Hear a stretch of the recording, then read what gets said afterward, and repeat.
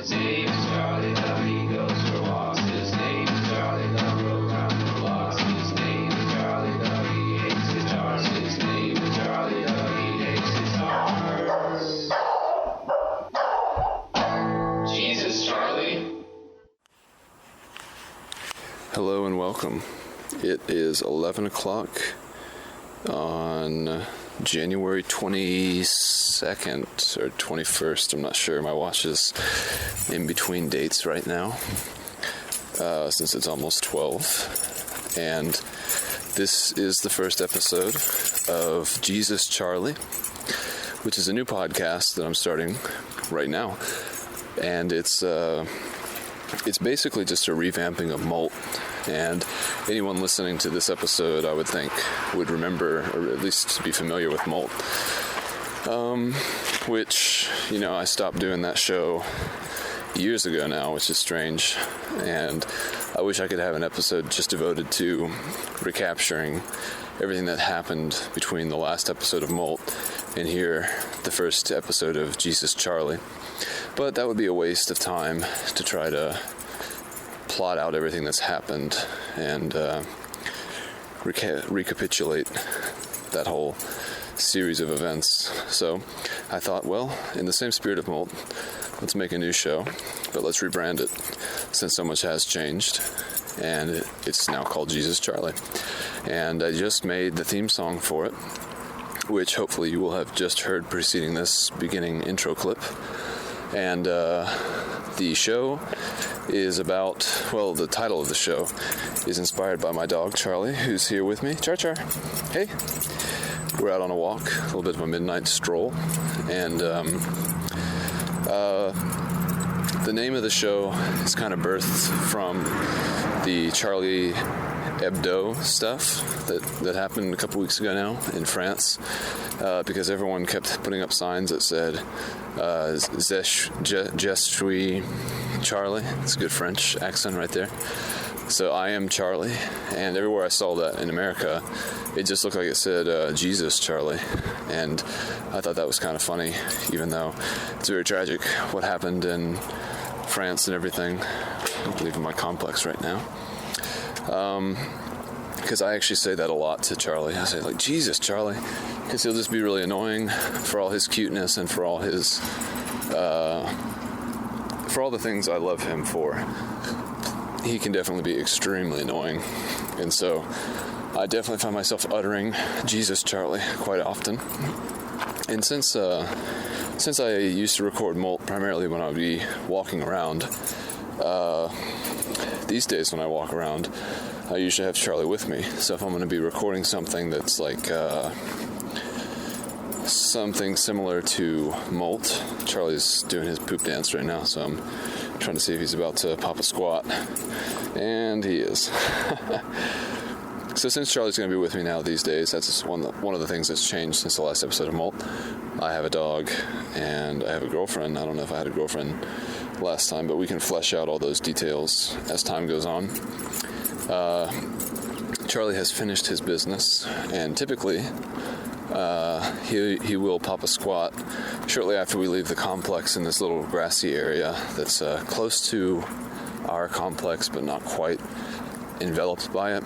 And at this point in the evening, it's late, there's not very many people out on the road, and I've got my gloves on, so I don't tend to pick up his poop at this time of day. And I don't really think that's a bad thing, because I do firmly believe that, to a degree, it doesn't hurt anything for a dog to poop, and to I think it's more likely to hurt someone's feelings than to actually hurt the environment or something like that. So I'll leave it where it lies, and I'd say, it's hard to say actually, but I usually pick up every poop if it's done during the daytime, which is definitely an interesting thing to relay to the listener. So, it's going to be interesting to get my sea legs again, my Jesus Charlie legs again, getting everything back up to snuff with my podcasting skills as a solo podcaster. Anyone listening to this is probably also familiar with Weekend Review. It's a show I do with Jake Cook, and that show comes out every Tuesday. Today is Wednesday, so we had a new episode drop yesterday. But honestly, I just haven't felt like that one show is enough. I felt like I really wanted more. Not just from myself, although I definitely want to be involved in as many podcasts as possible, because I think it's a very rewarding, I would venture so far as to say, art form. I definitely enjoy listening to podcasts more than I enjoy going to museums or going to concerts or anything like that. So, at least to me, as much as that counts, I definitely feel like this is an important form of expression. And so, Weekend Review has been great. But the more I do Weekend Review, the more I feel like I want to express other parts of me too through this same medium. And Weekend Review is really silly and very, very It's improv based. And I kind of miss the more serious tone, the more reflective tone, the more mindful and engaging tone of Molt. And so here we are. But Molt as a brand is just too far gone. That's in the history. That's for the books. It's for the birds. Come on, Charlie. You're probably gonna hear me say that a lot. Come on, Charlie. What are you doing, Charlie? Let me take a side street, get off this noisiness. So I'm happy to start this new podcast. There's also another podcast that's going to be in the works. Very similar format to this, walking around, although that one's going to be with Lindsay Glass, and I'm really excited about that. I honestly think that one's going to become my favorite podcast that I do, because I do love Weekend Review. But again, I feel like having a collaborative, back and forth conversation with someone like Lindsay, who never fails to engage me conversationally. I think that'll be really fun to put together. Charlie, stop. He's trying to pick up a Sharpie. Idiot dog. Stupid boy. I think that one will be really good, because I definitely enjoy walking and talking by myself, but, there's that madman element to it too, because even right now as I'm walking down the street, I feel a little crazy. I feel like I gotta keep my voice down, especially in these areas where it's a little quieter.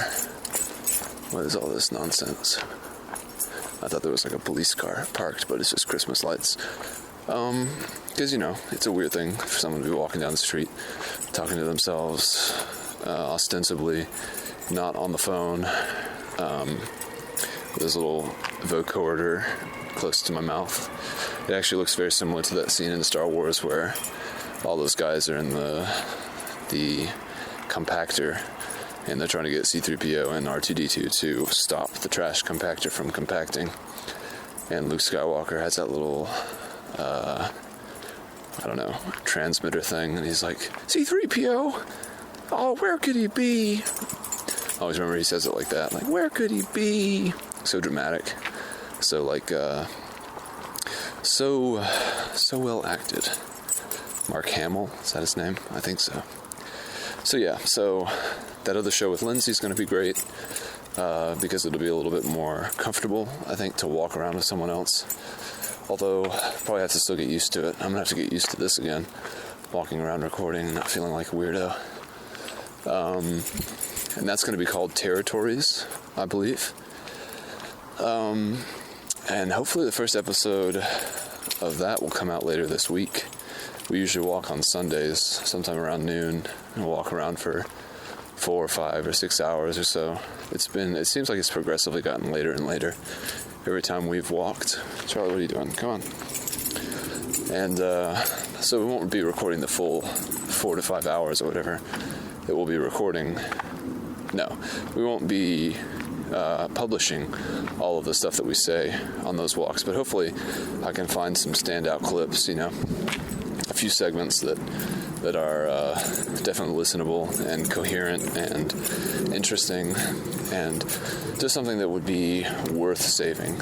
I feel like pretty much all the conversations we had last week were things that I wish I had captured one way or another, and so I'm really happy to be in the works, in the process of creating another podcast so that I can continue to satisfy this urge and this want and this desire. And that sort of dovetails into my ultimate goal, which I tentatively, even using the word tentatively, announced on the last episode of Week in Review, which is basically to create a podcast network, which to me, definitely in a funny way and in a serious way, I prefer to think of as a podcast empire. And I said this on the show with Jake and Sarah on Monday, but you know, Atlanta doesn't have a podcast scene as far as I can tell. I mean, I guess you could argue that maybe there are people who are hidden and just like not well. There's not a well-established podcast community in Atlanta, as far as I can tell. Maybe not even really in the Southeast. I mean, all the podcasts that I listen to tend to come from California right now, like everything Earwolf does, Comedy Bang Bang, Never Not Funny, Who Charted. All those shows, basically everything on that network that I've listened to so far, I really enjoyed.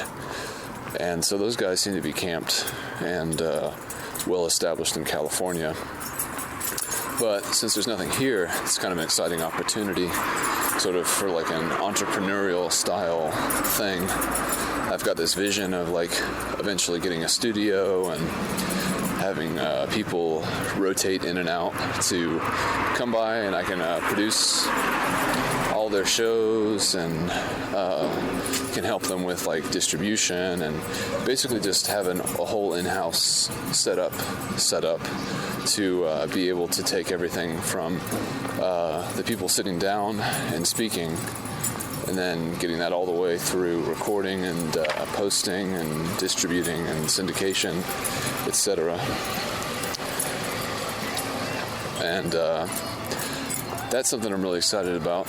Something that's sort of like something I don't want to say too much about because I don't want to get in that mode of like where you say you want to do something, like maybe hypothetically, let's say you want to lose weight or become healthier, or you know, whatever you want to do to improve your situation or yourself as a human. I once heard that if you tell people about it too much, then you sort of get that thrill of having done it. Like you get the feeling of accomplishment without actually having done anything. Come on, Charlie. Stop. And so eventually people can like sort of lose steam with ideas or resolutions or pacts that they make from or with themselves. And I don't want to do that, because I definitely feel that I'm someone who, when I really commit to something, I usually really commit to it. I think I'm reviewing my past commitments. I mean, I think that it's harder to make a plan like this because this is like a in-depth plan. I'm hoping to buy a house, I guess, in the next few years. And within that house, I definitely like to have the studio that I'm referring to. But, I mean, that's so far down the line. It's like, it's a lot of work to do before I get to that point. But I feel like doing stuff like this, simple things, you know, creating a new show for myself, Jesus Charlie, creating another show with Lindsay, Territories, talking to Jake's girlfriend Sarah about her little side project that she's got called Out There, I think. Just trying to get all this stuff together because, you know, I feel like I'm pretty well connected with a bunch of really cool people. My sister and her boyfriend included in that, and you know, I feel like we're at an auspicious moment where something big could happen just because there's a market that's growing, and currently there isn't a supply to meet the demand here in the Southeast. So if we created a podcast network, and I guess it would be a team effort. So we is the appropriate word to describe it as. It wouldn't be solely me. It could be something really big. And that's something I'm really into and interested in and sort of scared by, which seems to be the perfect combination of all the things that lead to greatness: fear, excitement, trepidation, etc. Charlie, come on. This dog will just stop for no reason, sniffing stuff that doesn't seem to be there, and he'll just seem to be captivated. Oh, well, he is peeing, so I guess he actually needed to stop. So yeah. I think I'm going to try to be a little bit more conscientious about the flow of this show, which hopefully I don't mess up the flow by talking about how I'm hoping to make the flow better by proceeding with what I was going to say in that vein, which is to say, I listened to the Molt episodes not too long ago, I guess probably sometime before Week in Review started, so just about 9 weeks ago maybe or so. I was listening to Molt, and I listened to all the episodes that took place in Japan. Couldn't really get into the episodes after that point when I came back to the States, just because, I don't know, maybe it was just boring. But the episodes in Japan were just very hard to follow to me. They were totally disjointed. It just seemed like I would start the recorder like midway into a thought and just go from there, which was cool. It's definitely not a bad style, but I don't know. Whenever I listen to Dixon Janes, shout out to Dixon Janes, I feel like it's much easier to...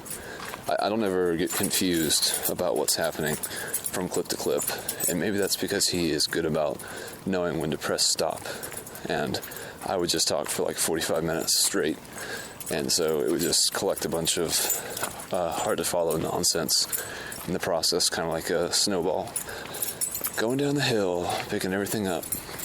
So, in that vein, I think it's probably been about, close to 20 minutes now. I'm going to wait till I get in the light so I can see how long this clip actually is. But depending on how long it's been, it might be time to push the stop button so I can stay coherent and can stay understandable. Let's see how long this has been. 17 minutes. Yeah, that seems like a fair amount of time. So, welcome again. This is Jesus Charlie, and hoping to be recording clips on a weekly basis, and they'll all take place while walking Charlie. And it's just going to be, it's Molt 2.0. If Molt was a Pokemon, it's evolving into Jesus Charlie. And that's a very apt description, because this is definitely, hopefully, a progression from an evolutionary stage of Molt. So, thanks for listening, and more to come.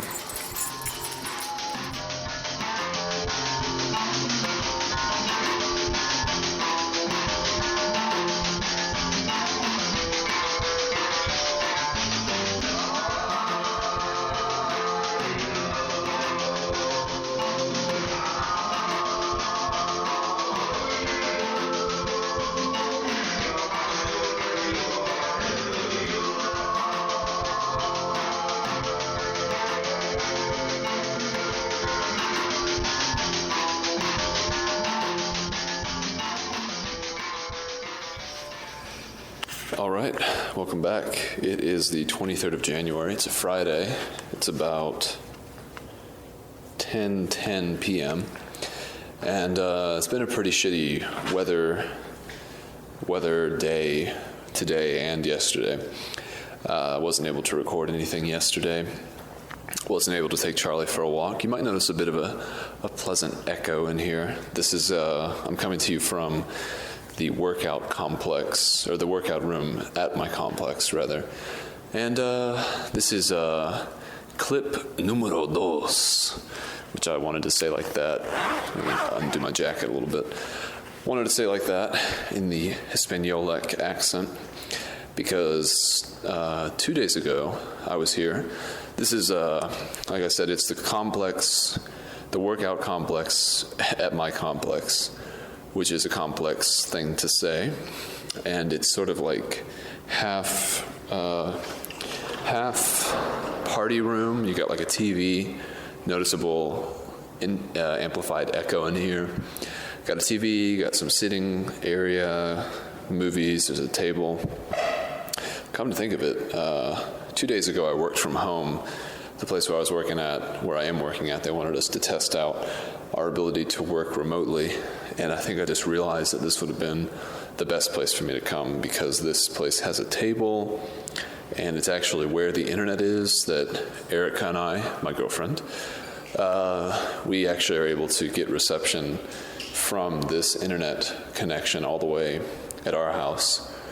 And I kind of wish I had come here because I was bored out of my mind working at home. I really don't like doing that. It's just, my home is the place where I usually am relaxing and enjoying time away from work. So to work there feels a little sacrilegious. It feels like it's a bit poisoning the well. But it's good that I've had this little epiphany because I realize now if and when I have to work again in the future, I'll definitely be making a trip here. So it is raining. It's been raining for about 2 days, just off and on. I guess it really started last night, and I just can't take Charlie for walks. So this will be a sans Charlie clip, although I did just take him for a little walk so he could do his business, and he misses you all. So he's here in spirit, which is great. It's great to have my co-host still spiritually represented in this fashion. And I didn't want to lose steam because, I'm trying to revamp this podcast and get back into the flow of having a solo show, which Jake from Weekend Review, Jake, he made the comment that he thought it was really, really hard to make a show by yourself because it's like you're depending on yourself to come up with all the content, and I always thought it was really easy. But I don't think that I'm as adept at it at this point since it's been so long that I've been away from practicing. Although, I can usually spit out some stuff. I can usually speak pretty well on my feet. But to be an orator and also the audience, so to speak, I guess, I'm listening to myself speak and I'm also thinking about what I can say next. So, to get back into that flawless flow of being able to just go and go and go and go, I think that's going to take a little bit of time. So in the meantime, I'll take it easy. I'll take it from the most surefire vantage point in order to be able to easily speak, which is basically just recounting my days, I guess, at this point, until I'm able to say more interesting things. I did have a thought earlier today, because when I was making Molt, living in Japan and then living back in Atlanta, I wasn't really as well established as I am now. Like, I've got a pretty steady income. I'm like financially independent from my parents. I'm about to say dependent, which wouldn't make sense. So they're not paying for anything in my life at this point, which, I kind of feel like this is a tenuous and a shaky first out sort of going from my nest, so to speak, leaving my parents and leaving their pockets and pocketbooks and wallets, pocketbooks, as it were. And so, I have more stability now. I have more of a routine. I have to work 10 to 6 every day, which is great. I was previously and recently working 8 to 4, which was nice because, you get out early, you still have sunlight. You're able to, tend to more things. The earlier you wake up, usually the longer your day is, obviously, unless you, I guess, stay up really late and go to bed really late. We'll have to do the math on that one. But, that was just a little bit draining. And pretty recently, a coworker left from my department, which opened up a shift from 10 to 6. And so one sleepy morning, I realized, man, I hate getting up this early and having to get up. And I have to commute every day by bike, and by choice, I should say. I certainly have enough money to get a car if I wanted to. But for as long as I can, I'm definitely going to try to not do that, God willing. So I have to get up every day, and when I was working 8 to 4, I'd have to get up, and within that first 30 minutes of waking up, I have to commit to a 6-mile bike ride to work. And every day I go to work, I'm biking 6 miles one way there, and then on my break, which I get an hour, I elect again.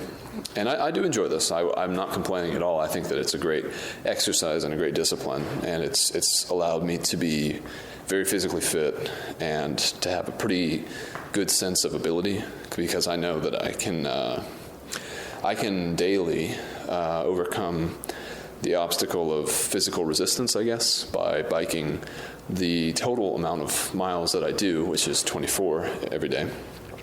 And so on my lunch break, I will take that hour and I will bike back to my apartment, and I'll let little Charlie out. Again, shout out to my co-host here in spirit. And, let him do his business, which I think is nice. Although now with his 10 to 6 shift, his business isn't as vital, because a lot of his business, without getting too graphic, is taken care of before I go to work. Because I usually wake up at 8:15, so more or less, and I'll start doing push-ups around 8:30. So I am able to take him out somewhere between 8:30 and, let's say, 9:10, and he can use the bathroom and rid himself of his leavings, shall we say. And so, yes, back to my break. I come back. I let young Charles out. We communicate and share niceties for about 8 to 10 minutes, and then I hop back on the bike and go back to work. So by the time I get back to finish the second half of my shift, I have already biked 17 and a half, let's say, 17 and a half miles, which by that point, I'm usually having to eat something to kind of build up my blood sugar again and kind of fight off that fatigue that sort of probably would set in anyway at that point, just because it's like second half of the shift, you kind of lost a little bit of your steam. But also having biked that much, it's a physical reduction of concentration in addition to that mental kind of second half to your shift fatigue that most people probably experience on a day-to-day basis. So 2 days ago, Wednesday, I worked from home, and during my break I was already there with Charlie, which he, again, for all his wonderfulness, his companionship, for his cuteness and his occasional cuddliness, he is an insufferable asshole, I would say 85% of the time that he's around us, and that extra 15%, 10% in which he is bearable, that's only because he's asleep, and then 5% when he's our friend and still awake, he's just on the border of falling asleep. So usually he is only endurable for 15% of his wakeful hours, which is just, it's the price you pay. I've made the comment to Erica many times that, it's hard to remember time before Charlie, because we were together, Erica and I, and I'm not going to try to continually refer to her as my girlfriend, because I'm just going to run from this point on the assumption that it's understood that the reference to her as a person implies her girlfriend status. So that's what she is, that's what she has, that's been established.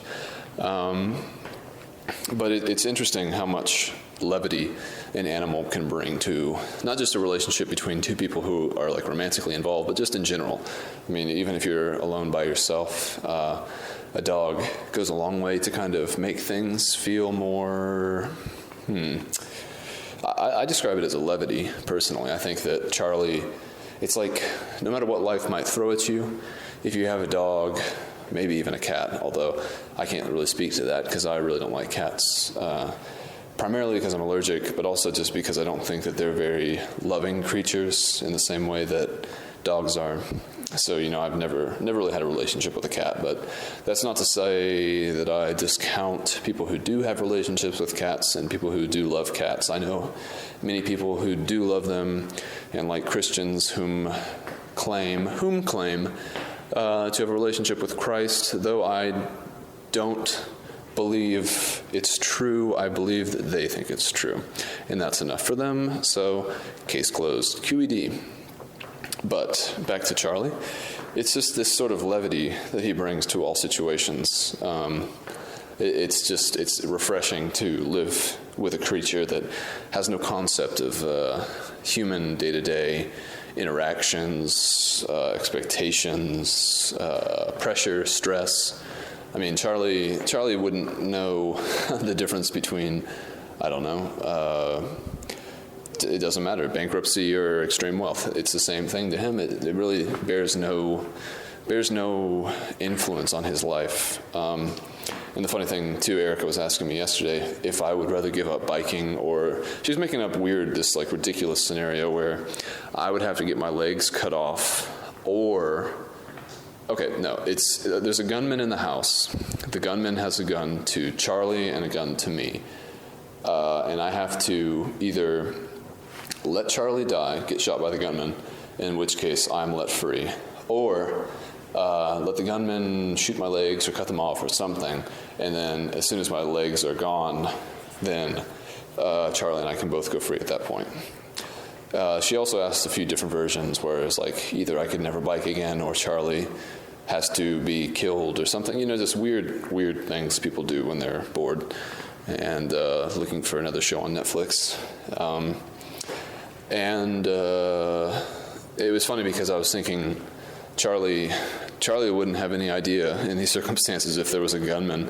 I mean, he might be afraid, but he wouldn't understand the implications of, like, I guess the decision that would need to be made in that scenario. Like, if I had to decide to give up my legs or give up my bike so that Charlie could live, he wouldn't be any more appreciative of that than if the alternative by me had been chosen and he was killed. I mean, he might be scared again, but that's like, you can't really articulate that emotion, especially as an animal that lacks the ability to speak.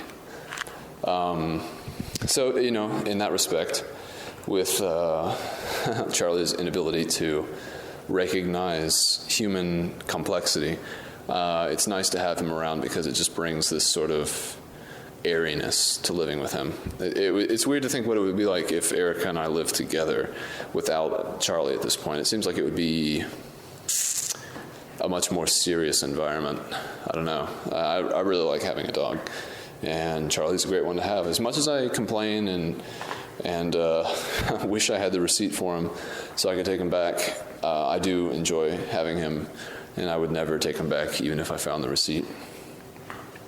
But Wednesday, when I was on my break, I came to this room, and I did a workout because I wasn't able, obviously, to bike home because I was already there.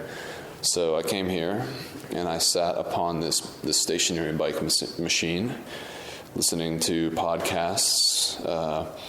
Stationary bike's pretty boring, and I can't really find, it's kind of like, I was going to say it's kind of like having sex because you don't know where to look, but I've never really had that experience. But it's weird because for me, all experiences on the bike have always been with the scenery sort of moving in conjunction with my motion. And so I'm not used to just like sitting in the position that I know so well on a bike, but not going anywhere and not seeing the scenes change. So I don't know where to look, and it feels a little awkward. I kind of worry from time to time that I might have like an epileptic seizure or something because I'm just not able to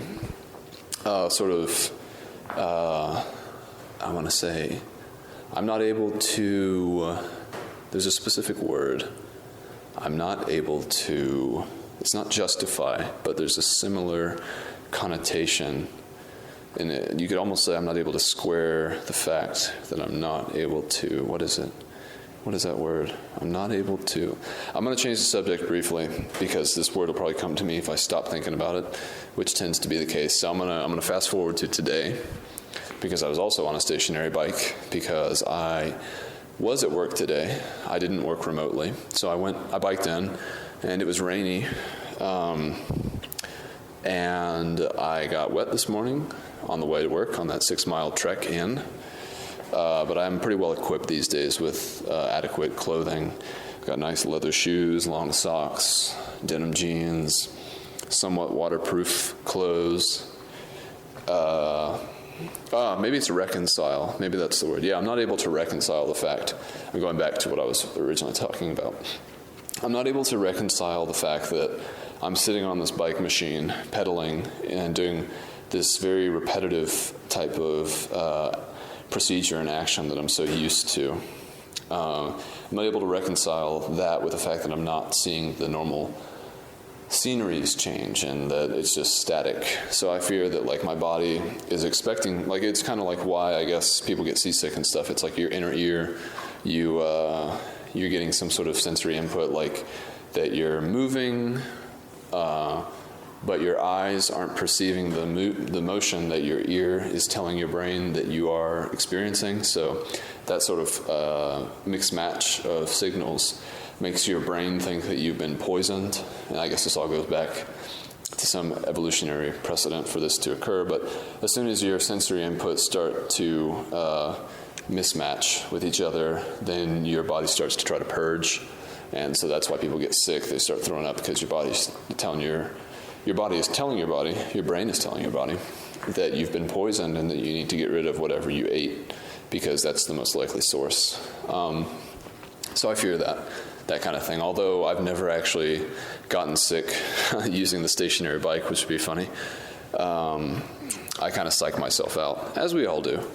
Who hasn't thought of themselves dying of a bursted blood clot in the brain or a massive heart attack when they have those brief like striking pains in their head or the little flutter of your heart, maybe if you've had too much caffeine.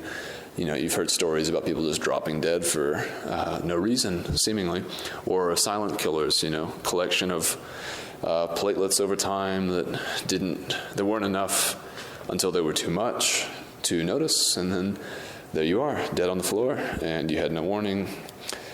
Everyone's heard those stories, thanks mass media, and everyone fears those conclusions.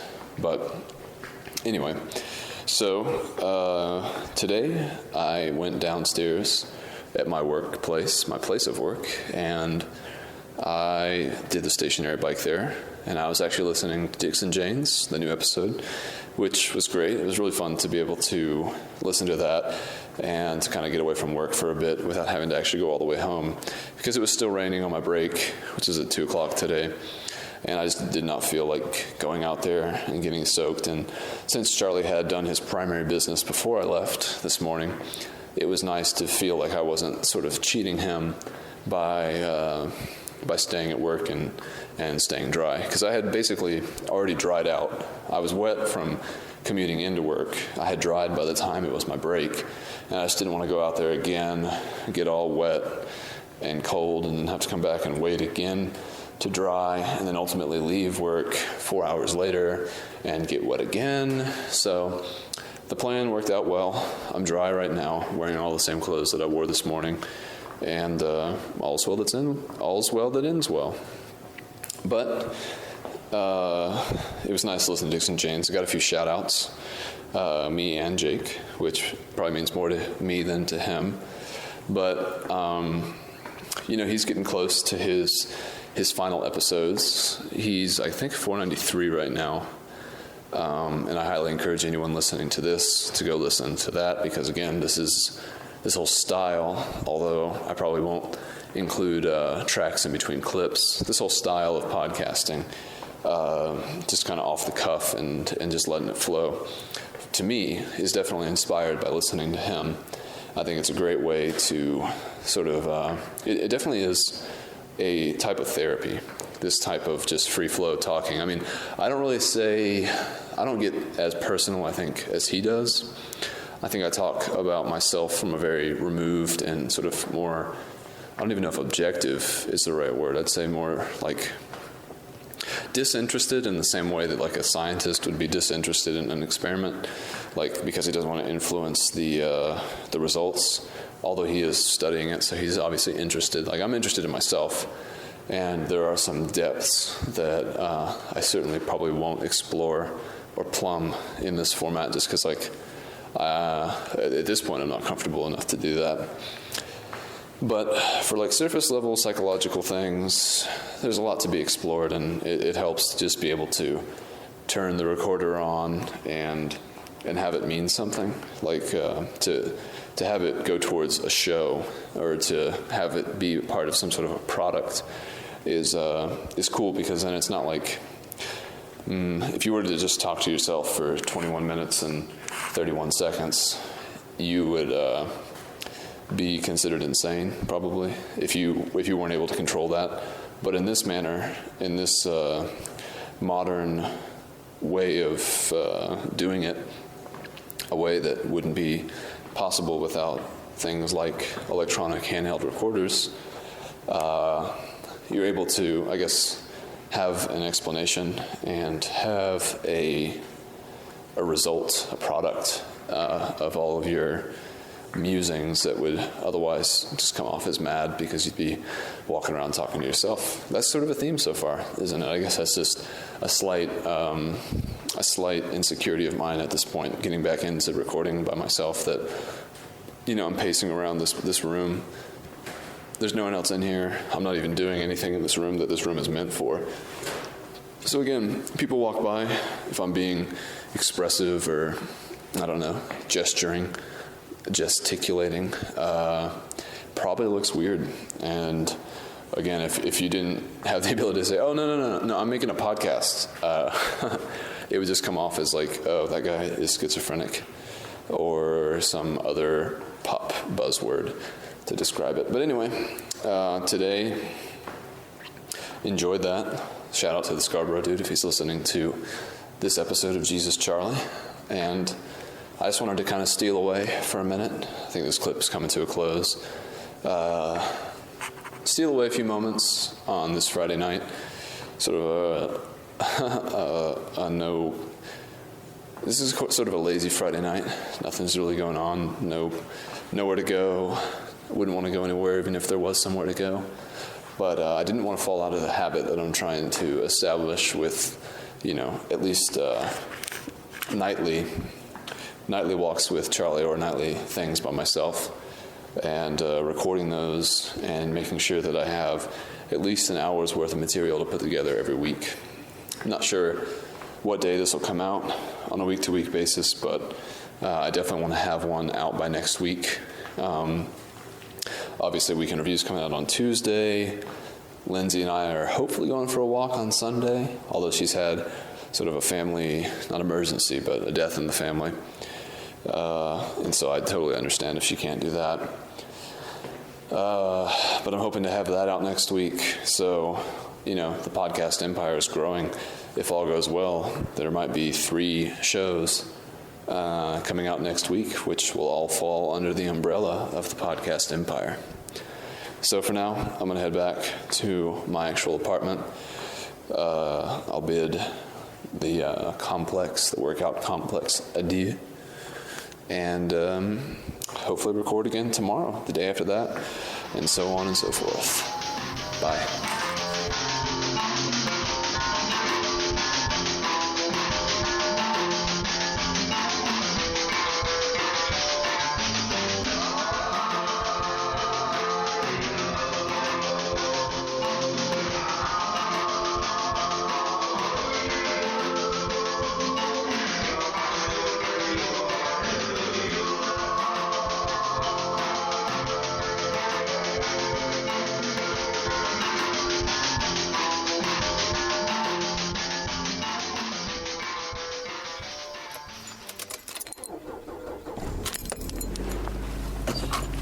CarCast.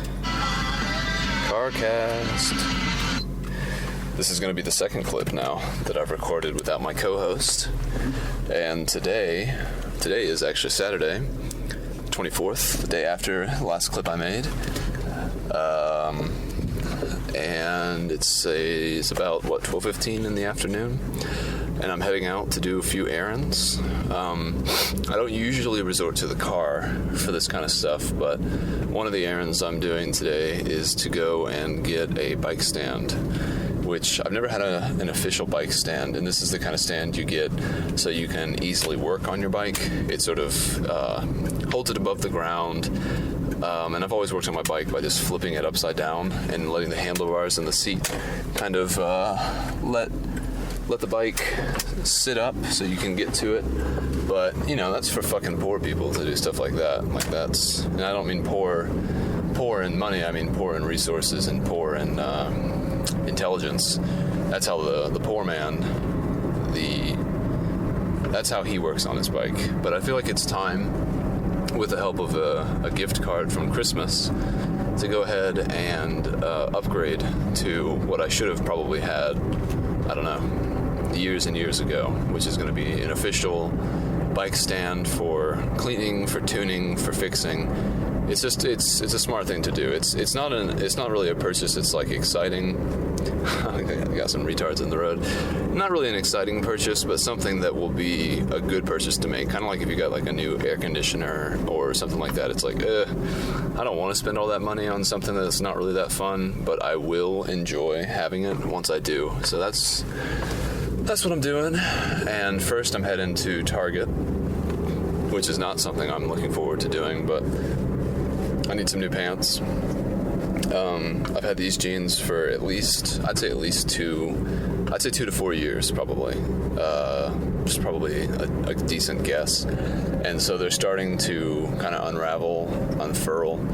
They're getting holes in them all over the place, particularly the butt, because I bike in them a lot. And usually I would just use tape to tape up the holes, and I've done that a couple times. Actually captured it on some episodes of Weekend Review. Just took my pants off and taped them up at Jake's house. But again, that's something that the poor man does. The man poor in resources, the man poor in intelligence. He tapes his pants instead of buying new ones. And if I go ahead and buy new ones, that's a new pair of pants that I can have without the need of tape for another couple years at least, probably. Although, given how much I'll probably wear them this winter, it may be less than that. But I'm out doing that in the car, not really liking the fact that I'm in the car, but at least enjoying the fact that I can do some recordings and maybe even finish out the first episode of Jesus Charlie right now. It's kind of sad to have only had really one clip with young Charles as my co-host, but I think he'll forgive me. He was pretty happy this morning, and I think Erica's going to give him a walk. The weather has much improved, and it's nice and sunny. It's really cold and windy out right now, which always happens when the rain leaves. It's just sort of a if-then kind of statement. If it's rainy and shitty for a day, then once the rain leaves, it will bring the wind. I guess the wind is what's pushing it to begin with across the environment or whatever. And so now we're experiencing that part. It's clear. It's a blue sky. The sun is beaming down. It's really, really hot inside the car, which I'm enjoying. I'm actually trying to nurse that heat. I wouldn't mind sweating while driving around. I've got some tea with me. It's got all the makings for a nice day so far. Usually on Saturday mornings, I'll wake up before Erica does and start my thing, push-ups and checking email and stuff like that, and drinking coffee.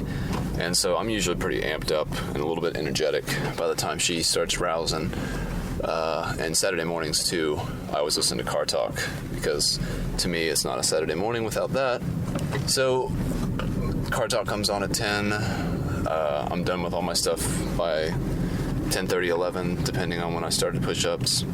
And I'm usually kind of amped up, so I have to kind of be careful because I don't want to be too energetic or too sharp with Erica, which I tend to be anyway, despite my greatest efforts, although greatest is probably an exaggeration of describing my efforts. I don't know if I try that hard, but I'm at least conscious of the fact that I should try to be nice. I do my best, but I'm a miserable sinner, so it's hard. But anyway, so this is my first stop of the day. I got other things planned for the day, and I'll talk about those in a minute, I guess. I'm going to go into Target right now and just try to get this shit over with, knocked out. So I will be right back.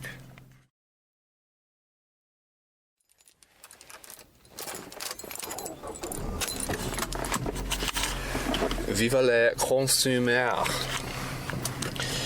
Thank God that's over with. That didn't take long. That probably took 10 minutes. Got some new pants. Got some seaweed for Erica. We're good. So I'm backing out of Target now. Soon to reset my trajectory to go to Performance Bike. And I think I'm going to take a scenic way there and then take the highway back. Although, shit, is today Super Bowl, or is this weekend Super Bowl weekend? I'm gonna have to think about this, because, 85 can be a death trap, or it can be a speed demon's dream. I don't want to get stuck on the highway, because some stupid event's happening that I don't care about.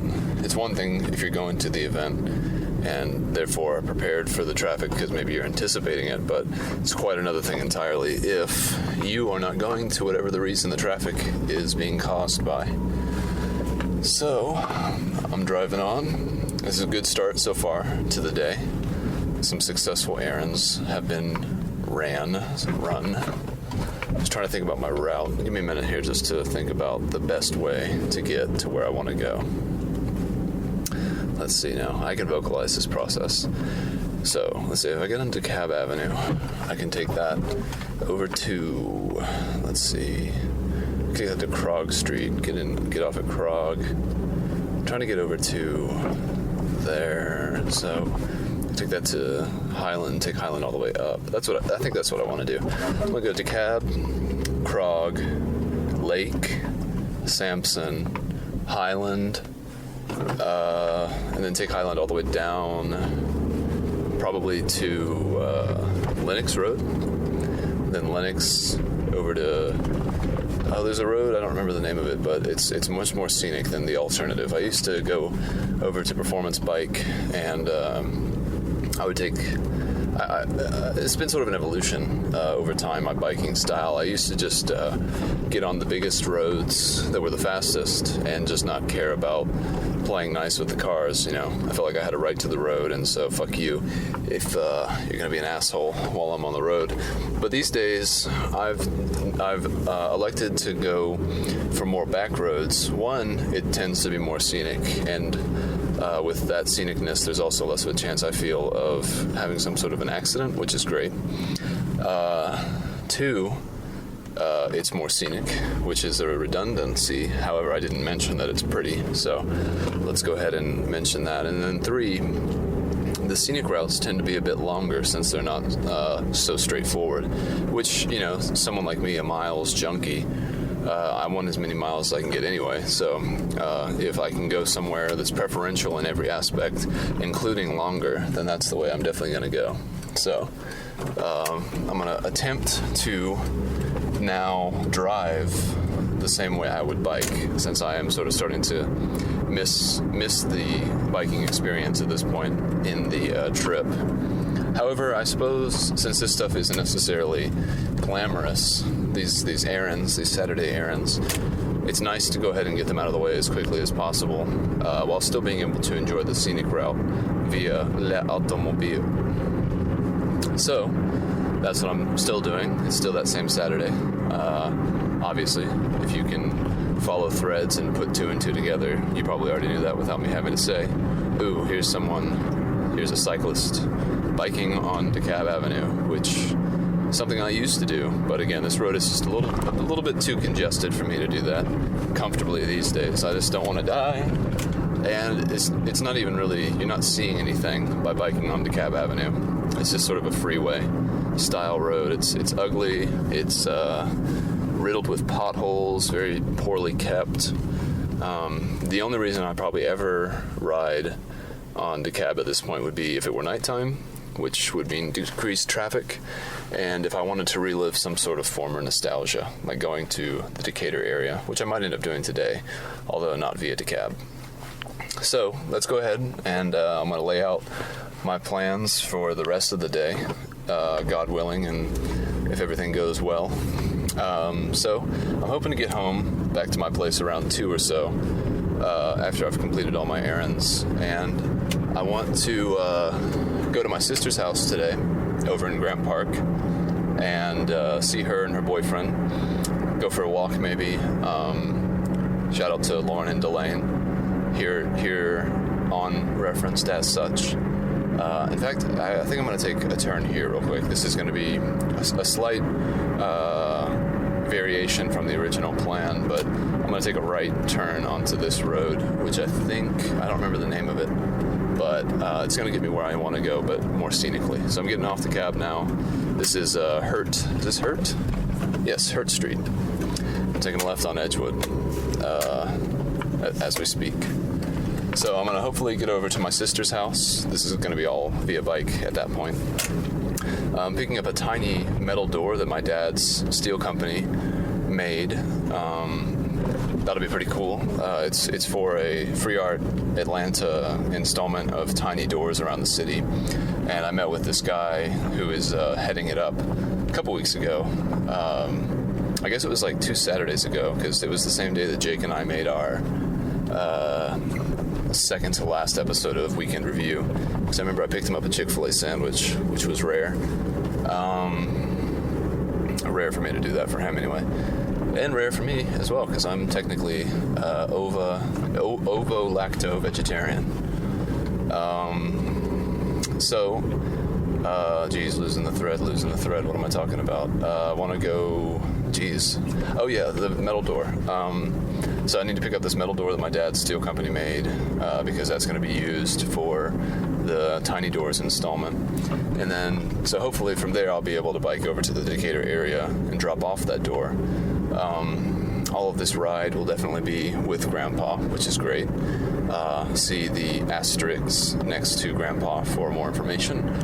And that should be fun. It's a beautiful day. I'm excited to bike. I've got some new pants to wear, break them in, sweating them and stuff. And then Jake is actually doing some stand-up at 529 at 420. So 529 is the venue, 420 is the time. It could be confusing if you're uninitiated. So that's cool. That'll be fun. My Saturday is gearing up to be good if all of those things can be done. Turning onto Krog Street now.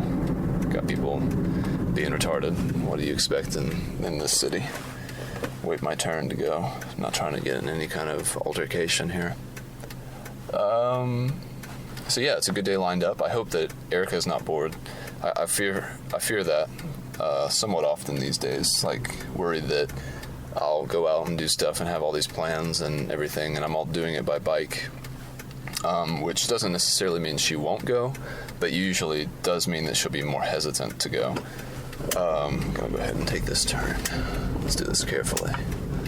We're good.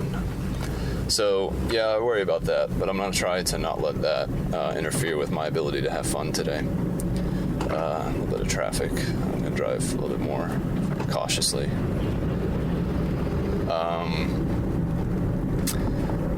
Hopefully she'll have fun. She's going to take young Charles for a walk, and she's been enjoying that. She recently got an iPod Shuffle using a gift card that she got for Christmas from one of her aunts.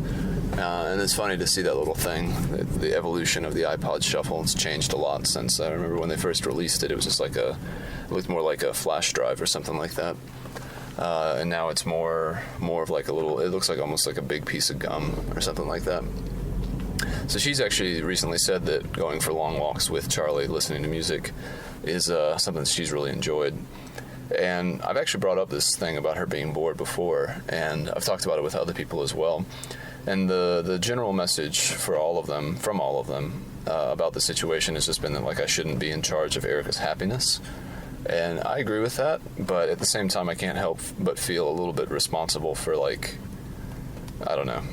Like, if we're friends and we're partners and everything, then it seems like we should be sharing a lot. But if we're spending a lot of time apart from each other, and I feel like I'm having more fun, then I feel a little guilty about that. Maybe that's healthy. Maybe that keeps me a little bit more grounded and a little bit more humble with what I'm doing.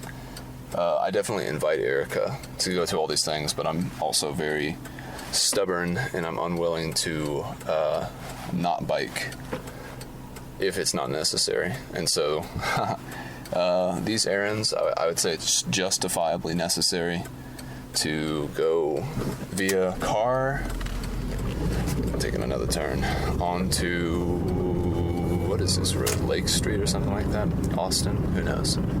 I used to live over here, so it's funny that I don't actually know the name, but I'm about to jump onto Sampson Street, so it doesn't really make a difference. It's just a brief in and out type situation. But yeah, it's Irwin Street. So yeah, I feel guilty about that from time to time. If I feel like I'm having a lot of fun, it sort of checks my fun privilege, which again I think is okay, but don't want it to like ruin the fun. And I don't think it will, but it's always just sort of there in the back of my head. Let's see. Congested little area. So that'll be my day today. And then tomorrow, going for a walk with Lindsay, I hope. Although I haven't heard back from her yet about whether or not she's actually going to be in town. She might still be out at her parents' house, which again is understandable. And who knows, maybe I would just take that opportunity to record another episode of this show or something, or at least a few clips from it, or of it. But we'll see. I might be a little burnt out by that point, just from all the talking I've been doing the past couple days. But we'll cross that bridge when it comes to it. Jeez, I don't like being in a car. It's so anxiety-inducing. And being on the bike is so free, and so there's so many less boundaries, I feel like, taking a ride onto Highland. But it's not like in an anarchy kind of way. It's like, it's just freedom, responsible freedom. You can get off your bike if you need easily. You can go up side streets. You can go down the wrong way on roads. It's just like, it's so easy, and it doesn't trespass on anyone else's ability to do what they're doing, unless you're being an asshole, which can happen. We've all been there. Yeah. Pretty soon here, I'm going to be listening to some podcasts myself. Probably Comedy Bang Bang. It's a favorite right now. I've been listening to tons and tons of episodes of Comedy Bang Bang. I think Paul F. Tompkins is one of my favorite comedians I've ever listened to. He's hilarious. I love his style. I love his humor. He's very intelligent, and I like that comes across in all the different characters and impressions that he does of Andrew Lloyd Webber and who else? Cake Boss. A bunch of other characters that he does. I don't even remember their names. But I've been listening to that a lot. Probably listen to that again. I might re-listen to that episode of Dixon Janes sometime here soon. I usually listen to them more than once. Getting a little bit of traffic over here. But last night I fell asleep listening to podcasts, which was sort of a mistake because I didn't set any kind of sleep timer. I need to start doing that because I think my podcasts were just kind of going through podcast after podcast for like 3 or 4 hours. So I don't remember where I was in the show that I was listening to before I fell asleep. And then I woke up in the middle of some show that I didn't listen to at all, which is not the best thing. At a what is this, 1, 2, 3, 4 4-way stop right now. It's kind of confusing. Everyone's being stupid. I'm gonna go after this person. Not the slowest turn in the world, but definitely a close contender. All right, breezing through this intersection before something bad happens. Trying to be careful. Not too long ago, maybe less than a year, I used to take Erica to work, in the mornings, and that was nice. This was back when I had a different position at the company I work at right now, and I didn't have to go into work until 11, sometimes 12, but I didn't get off till 8, and that kind of sucked. So it's nice to have a different shift now. Whoa, got some... Jesus, these people out here, these goddamn idiots. So I used to take her to work, and I'd be pretty sleepy and everything in the morning, but it was fun for us to both get up together, and I'd get a jump start on the day, and we could spend a little bit of time together before we went off to our jobs for the rest of the day. And it was just sort of a nice way to wake up, you know, cracking jokes and smiling and stuff like that, rather than just being miserable and wanting to kill yourself because it sucks to go to work. But one day, when I was coming home after dropping her off, I was going through Cabbagetown, and there was like this, there was a parked car, and Cabbagetown is riddled with like one-way streets that are half occupied already. So it's like a one-way, one-lane street, and it's got cars parked on it as well. So it's like really, really tight, and it's hard to navigate if you have a bike, or if you have a car, rather. And so I was going home, and there was some car coming towards me. It wasn't a one-way, but it was a one-lane. And so I had to like pull over to an empty spot on the side of that road on that street to let this car pass me. And in doing so, I kind of took the turn too tight to get into this parking spot. And I kind of nudged up against some car. And it was like a horrible sinking feeling that like you did something wrong and there's no way to reverse it, which I've had that before. Like if you break something, like an electronic or a fancy, I don't know, fancy whatever, some sort of something made of glass or something like that. You know, most things you can repair or fix or reverse, but certain things, if you break them, you're just totally fucked. There's no way to undo what you've done. And my brain is always very quick to think, okay, what can I do to remedy this situation? The best example of this recently, as a side note, was that I was at my sister's place, where I'm going today, and she had a flat tire on her bicycle.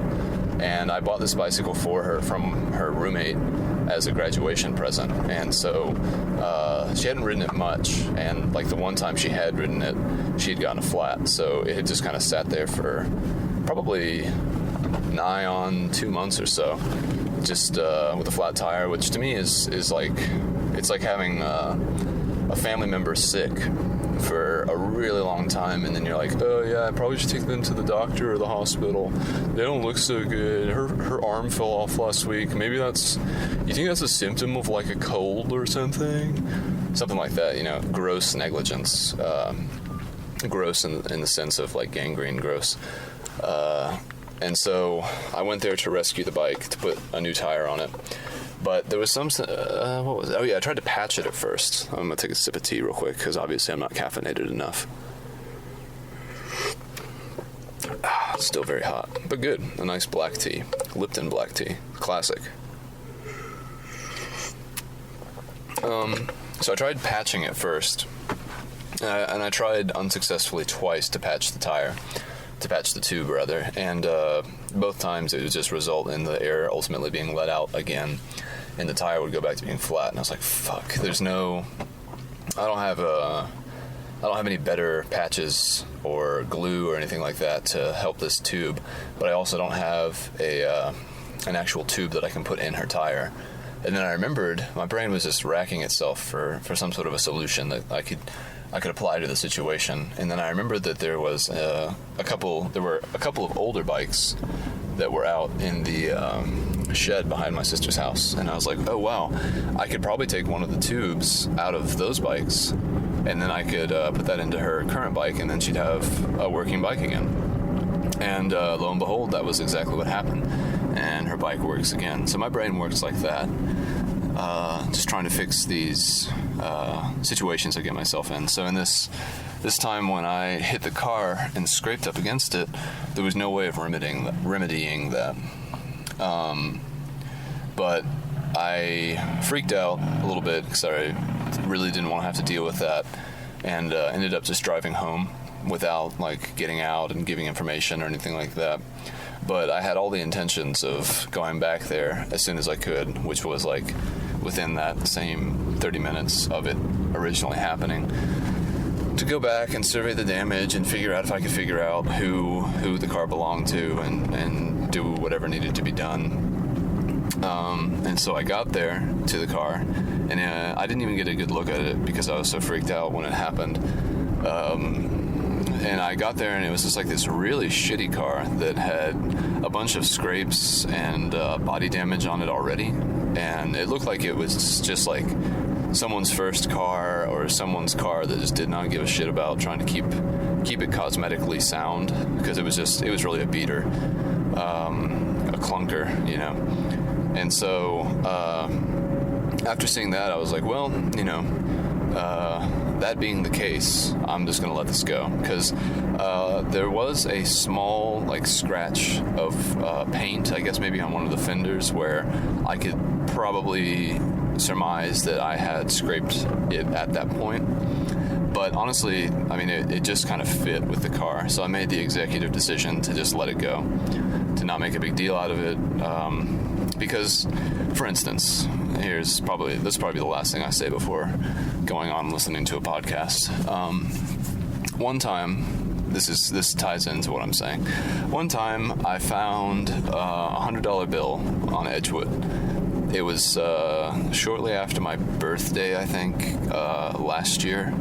So like 2013 or so maybe 2 years ago, really. I found a $100 bill on the ground in sort of a seedy part of Edgewood, and it was really cool. I was shocked that I found it. It was very surprising, and it was a heart thumper of a different sort. And so I grabbed it really quickly. And usually when I find money, and I found a lot of money in my day, most money I ever found was close to $800 cash, and I did turn that in because I figured, you know, that much money, that's got to be like someone's rent or something. Someone is going to notice that money's gone, and they're going to wish that it was back. And I know if I lost that much money, I would really, really hope that somehow or another I would get that back. So I did the good thing, and I turned that in that circumstance. But finding a $100 bill in this part of Edgewood, I was just like, I'm not even going to try to figure out whose money this is, because I don't think in this situation people are going to be honest about what's happened here. And I think that I don't even know who to ask to be like, hey, is this your $100 bill? Because like if someone comes up to you and you're already, maybe if you have a lean towards dishonesty, and someone comes up to you and they're like, hey, is this your $100 bill? That's sort of like an invitation to go on ahead and say like, oh, why, yes, it is. Thank you. If you want that money. And most people do want money. And in that area in particular, a lot of homeless people around, I'm sure that it would have been a contentious thing to try to ask. So, again, executive decision in that situation. I say, nope, pocketing this. I gave it to Erica for something. I don't even know what. Not for any reason, but just so that she could have it to play with. Another sip of tea. Still hot. Jeez. I need to take the lid off this thing. In the situation with the car, I was just like, man, I can't really tell where I have scratched to this car, this piece of shit car. And so, like, if I go in and try to find out where this dude is, or this lady, whatever, whose car it is, and like tell them what happened and say like, I'm sorry, I'll fix the damage. I mean, like, where would they stop, you know? Like, let's say they were like, yeah, okay, well, you know, you're gonna have to pay for that, pay me the difference or something. Like, the car was just so in such cosmetic disrepair that I didn't want to be taken advantage of by pointing out a small addition to their general sort of repertoire of, as it were, cosmetic ugliness. And so in that situation, claiming that it was the right action to take, I decided to not figure out whose car it was and not tell them what I had done to their car. So, you know, that's a little slice of life for you.